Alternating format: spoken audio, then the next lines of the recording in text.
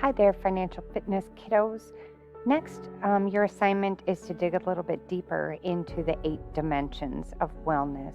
So here's your goal to be able to identify and explain each of the 8 dimensions and recognize things which contribute to each area. Your estimated time to complete this is about 45 minutes. So, what do you need to do? If you scroll down on the assignment, you need to learn about each of the areas. I've included, if you want to read, this is a book. Otherwise, I've included a whole bunch of links here for you to learn about each of the areas. Then, what you're going to do is using the PowerPoint template created, create one slide for each dimension. Do not change the format. Each of the dimensions goes on one slide. Do not plagiarize or copy and paste information. Make sure you're writing it in your own words and do follow the format provided. So let's take a look at that PowerPoint.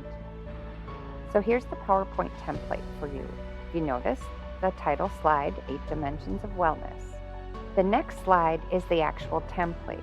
So you're going to replace this and put the name of the area, and then this is information that stays, but the points are what you're filling in.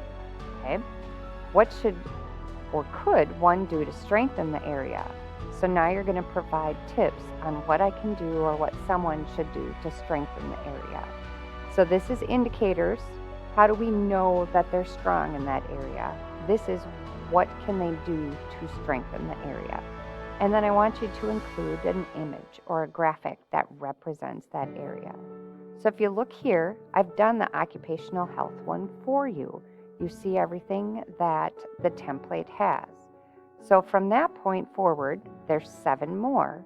You're to complete the 7 remaining dimensions of wellness.